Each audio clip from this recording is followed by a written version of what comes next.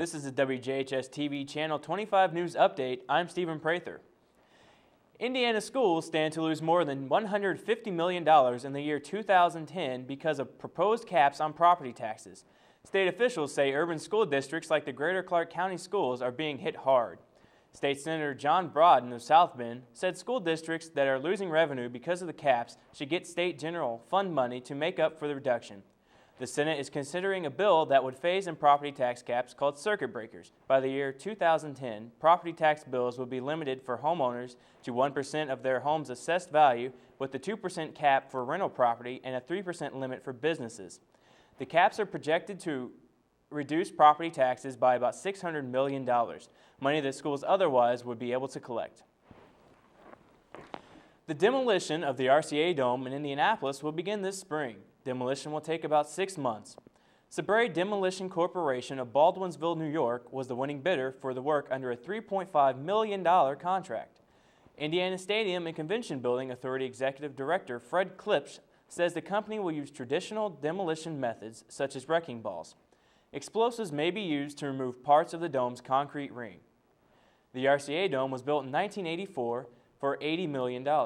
The new Lucas Oil Stadium is scheduled to be complete this year by August the 15th, about a week before the Indianapolis Colts are scheduled to play a preseason game. Klipsch said fixtures from the RCA Dome may be sold as souvenirs. A 36-year-old woman from Pekin, Indiana was killed when her minivan hit an oncoming school bus near Borden in southern Indiana on Monday.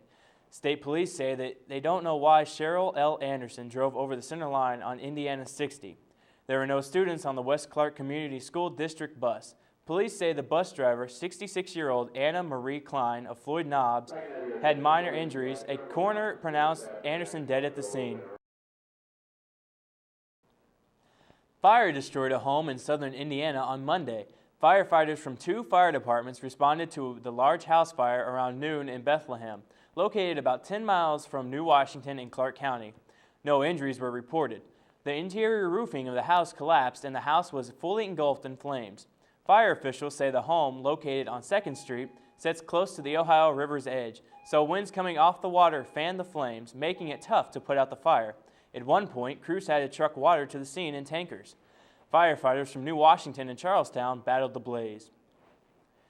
The city of Jeffersonville has a new lieutenant mayor. Dana Young has joined Jeffersonville city government as a lieutenant to Mayor Tom Galligan. After only a few weeks on the job, Young, 46, said she is still learning about city government and is glad to be getting involved at a time when she sees such potential for Jeffersonville. Young's previous work includes stints in hotel management, banking, and telecommunications marketing. Galligan said he asked the city to create Young's position, which pays $35,000 a year, because he felt a need for someone who could, quote, amass information and bring it back and help decide what we're going to do with it, unquote. Jeffersonville High School Principal Steve Morris says the renovation of the 30-year-old building is moving along on schedule. He says most of the existing construction is taking place downstairs with pipes, water heaters, boilers, and construction and concrete pads. The new water heaters have been installed and saw cutting in the concrete is currently underway for installation of the new boilers. Morris says when the weather breaks in early spring, construction will begin on the front of the building. Based on the current schedule, there should be minimal disruption inside the building during the semester. The entire building is scheduled to be closed for the summer. This has been a WJHS TV 25 News Update. I'm Stephen Prather. Thank you for watching.